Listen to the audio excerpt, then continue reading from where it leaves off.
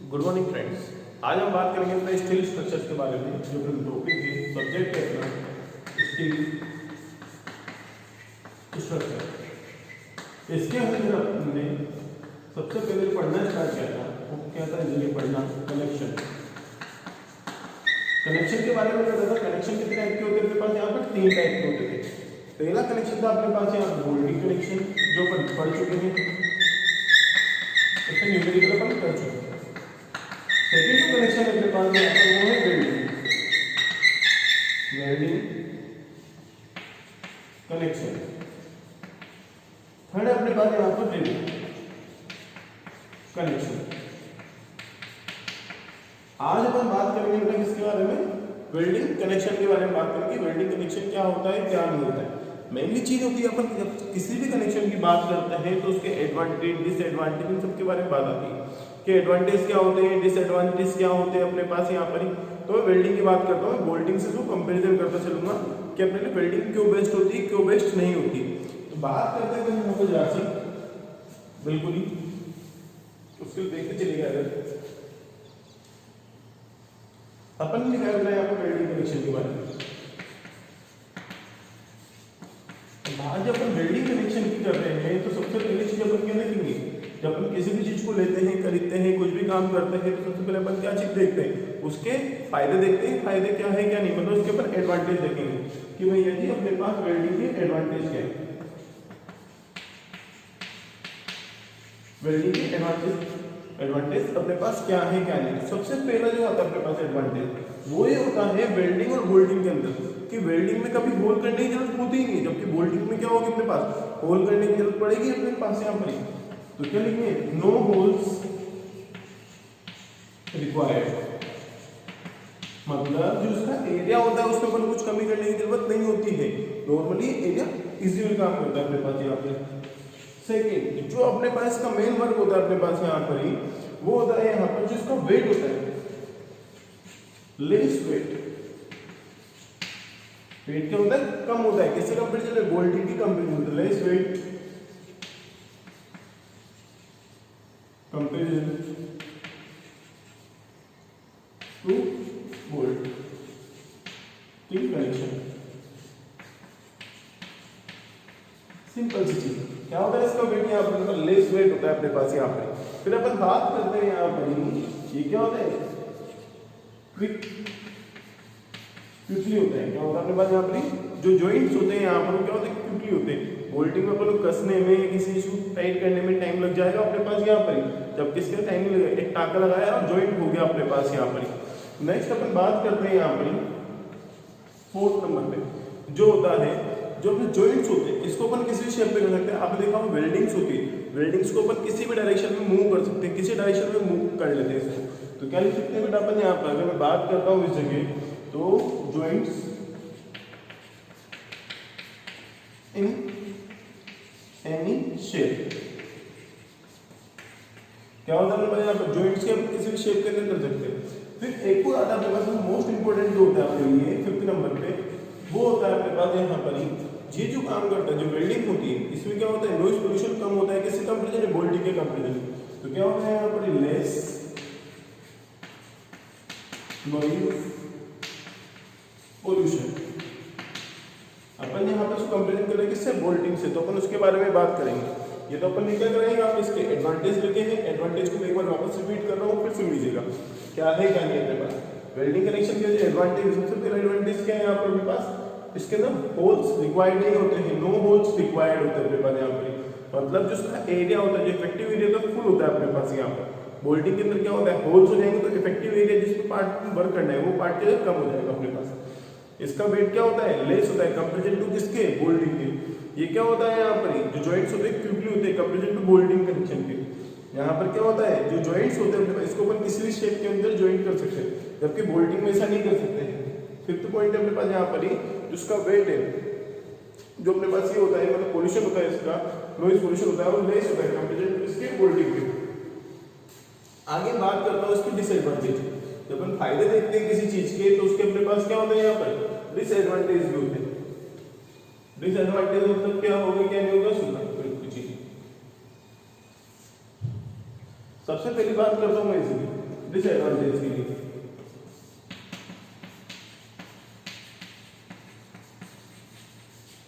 Disadvantage के अंदर कुछ ज्यादा डिसएडवांटेज नहीं है इसके, बस कुछ है बेसिकली वो देख लेते हैं। पर इसकी सबसे पहला जो डिसएडवांटेज होता है अपने पास यहाँ पर, इसके लिए लेबर होती है रिक्वायर्ड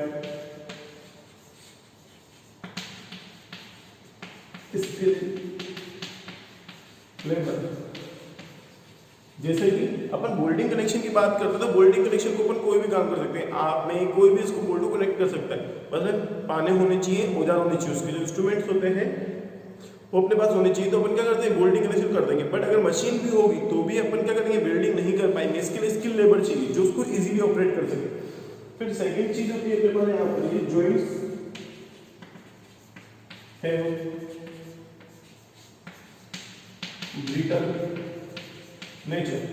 जो जॉइंट्स है अपने पास वो किस तरह का नेचर रखते हैं अपने पास यहाँ पर ब्रिटल टाइप का नेचर रखते हैं। ब्रिटल टाइप के नेचर का मतलब क्या हो गया अपने पास यहाँ पर, जैसे कांच को देखा होगा आपने, कांचों से पटकेंगे तो टूट जाते हैं, सेम लाइक एज वेल्डिंग होती है। अगर आप इसी वेल्डिंग वाले पार्ट्स को दो ब्लेड लेने के लिए वेल्डिंग पड़ेगी, अगर उसके ऊपर आप जोर से कूद जाओगे तो बिल्कुल बीच से क्या हो जाए जॉइंट वहां से ब्रेक हो जाएगी अपने पास, ये होती है। ये क्या होता है कॉस्टली होता है,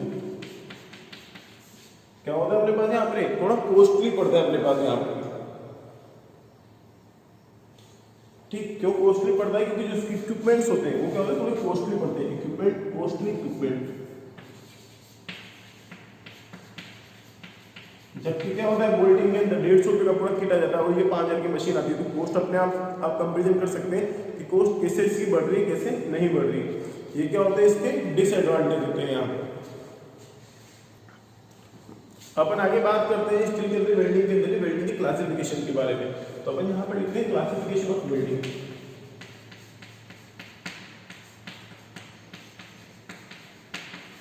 क्लासिफिकेशन ऑफ वेल्डिंग। मैं क्लासिफिकेशन ऑफ वेल्डिंग की बात करता हूँ अपने पास यहाँ पर, जो वेल्डिंग को क्लासिफाई किया गया अपने पास यहाँ पर, ये 3 टाइप से क्लासिफाई किया गया। कितने टाइप से क्लासिफाई किया गया अपने पास यहाँ पर 3 टाइप से क्लासिफाई किया गया। सबसे पहला आता है यहाँ पर according to position. According to position, position के अकॉर्डिंग इसको अपन क्या करेंगे यहाँ पर क्लासिफाई किया गया है। सेकंड किया गया यहाँ पर अकॉर्डिंग टू टाइप, इसके टाइप के अकॉर्डिंग क्लासिफाई किया गया है।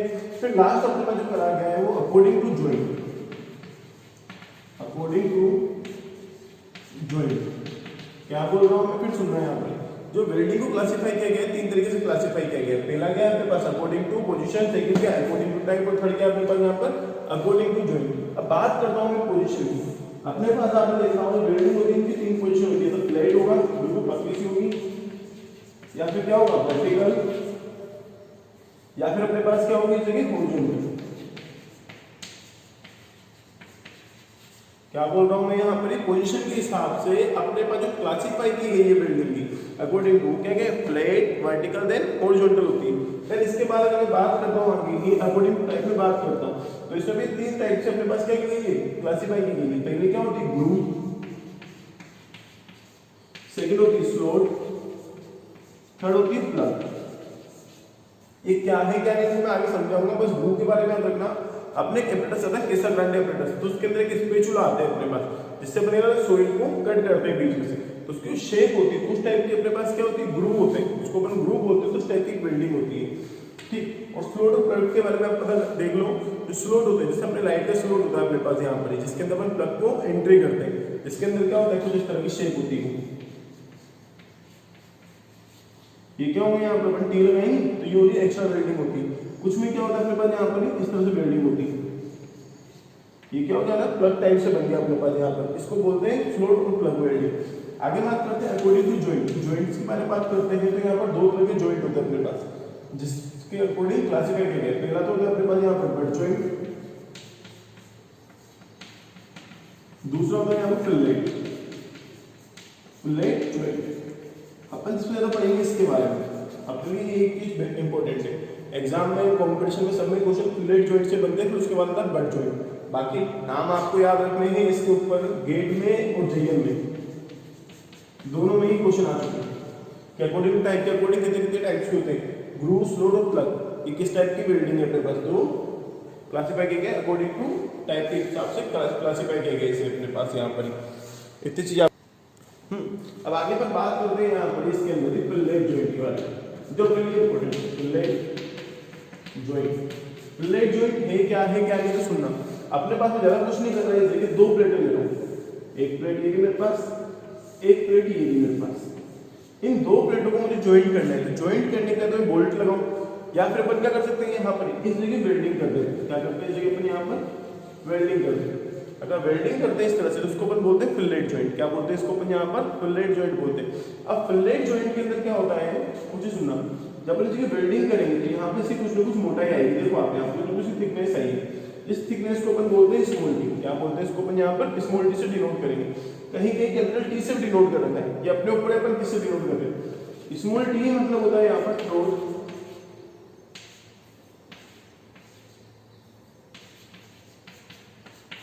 थिकनेस। क्या होता है अपने पास यहाँ पर, ये थ्रोट थिकनेस होता है,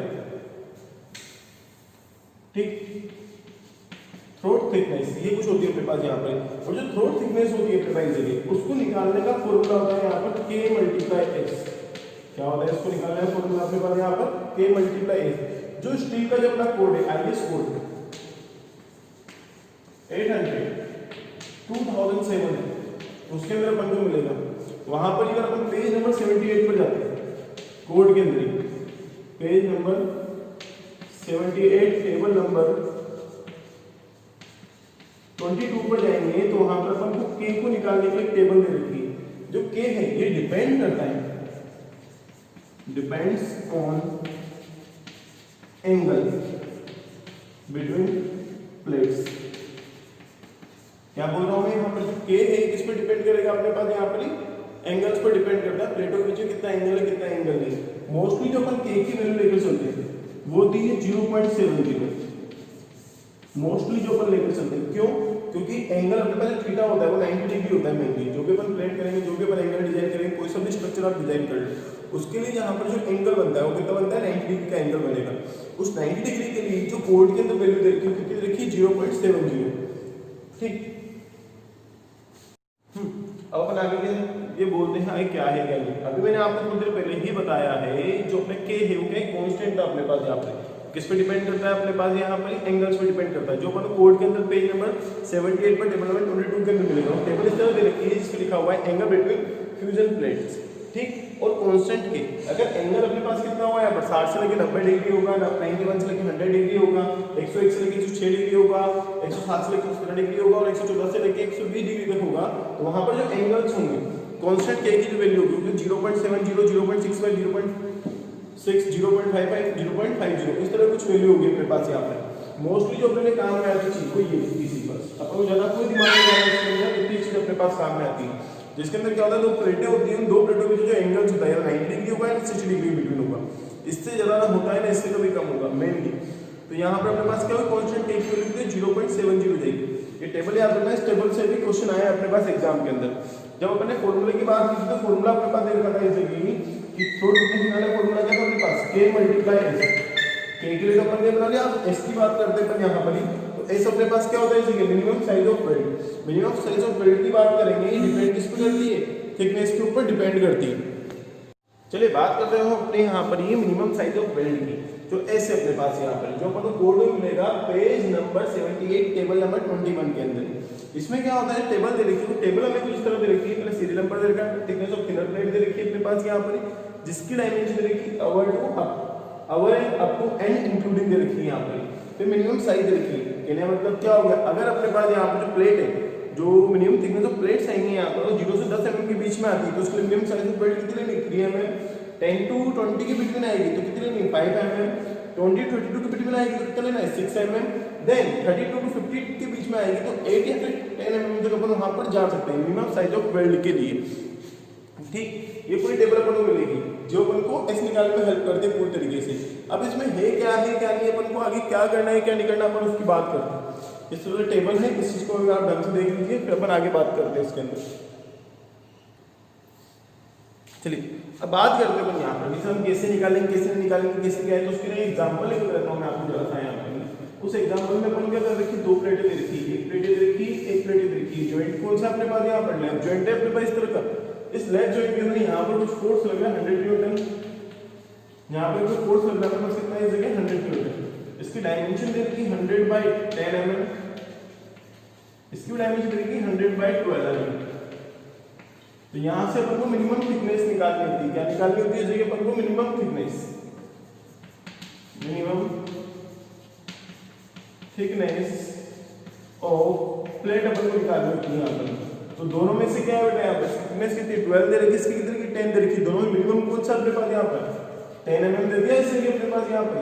जब मिनिमम थिकनेस ऑफ प्लेट अपन को 10 mm दे रखी है तो अपन ने 2 मिनट पहले ही टेबल के अंदर देखा था, जब 0 से लेके 10 तक अपने पास क्या दे रखी हो थिकनेस, वो मिनिमम थिकनेस ऑफ प्लेट दे रखी हो, तो उसके लिए साइज ऑफ प्लेट कितनी होगी, एस की वैल्यू कितनी होगी यहाँ पर 3 mm। कोई दिक्कत है इसमें? ठीक। अब इसके आगे मैं बात करता हूँ बिल्कुल जरा सी, आगे नया टॉपिक स्टार्ट करते हैं इसके आगे अपन, जिसमें अपन को दे रखा है यहाँ पर ही properties of fillet weld. Properties of fillet weld, इसके बारे में बात करता हूं मैं यहाँ पे। प्रॉपर्टीज ऑफ फिलेट वेल्ड के बारे में बात करते हैं तो सबसे पहली चीज जो अपने पास यहाँ पर आती है वो आती है मिनिमम साइज ऑफ वेल्ड, जो कि मैंने जस्ट अभी आपको बताया मिनिमम साइज ऑफ वेल्ड। क्या बताया था मैंने आपको यहाँ पर? मिनिमम साइज ऑफ वेल्ड बताया, जिसके ऊपर डिपेंड करती है अपने पास यहाँ पर प्लेट की थिकनेस के ऊपर डिपेंड करती है। जो इसके लिए मैंने बोला था अगर अपन को 0 से लेकर 10 तक दे रखी है तो उसके लिए क्या लेना है मिनिमम साइज ऑफ वेल्ड अपन को एस कितना लेना है 3 mm। अगर अपन को 10 to 20 के बिटवीन दे रखा है तो कितना लेना है 5 mm। अगर अपन को 20 से लेकर 32 के बिटवीन दे रखा है तो कितना लेना है इसके अपन को 6 mm। अगर अपन को 32 से लेकर 50 के बीच में दे रखा है तो अपन को क्या लेना है यहाँ पर s = 8 mm। 8 mm मुझे थिकनेस ऑफ प्लेट लेनी है अपन को यहाँ पर। फिर बात आती है इसके बाद प्रॉपर्टीज ऑफ फिलेट वेल्ड के बारे में बात हो, फिलेट वेल्ड की बात करते हैं तो पहली चीज क्या है अपने पास ऐसा ही, दूसरी चीज आती है जो क्या है अपने पास यहाँ पर कांस्टेंट। इसके लिए मैंने आपको 2 मिनट पहले बताया था, जब अपनी टेबल बनाई थी उस टेबल में मैंने लिखा क्या था कि जो एंगल्स होंगे अपने पास यहाँ पर, मतलब जो के है किस पे डिपेंड करेगा, एंगल्स पे डिपेंड करेगा। जिससे अपने पास यहाँ पर थीटा की वैल्यू अगर अपने 60 से लेके 90 डिग्री तक दे रखी है तो के की वैल्यू कितनी आएगी यहाँ पर 0.70। अब बस आपको ये याद रखना है पूरी तरीके से, अपने मोस्टली ए वाला यूज आएगा इसमें ये बता रहा हूँ। ठीक, थर्ड नंबर पे अपने पास जो निकलता है ये मिलेगा आपको कोड के अंदर पेज नंबर 79।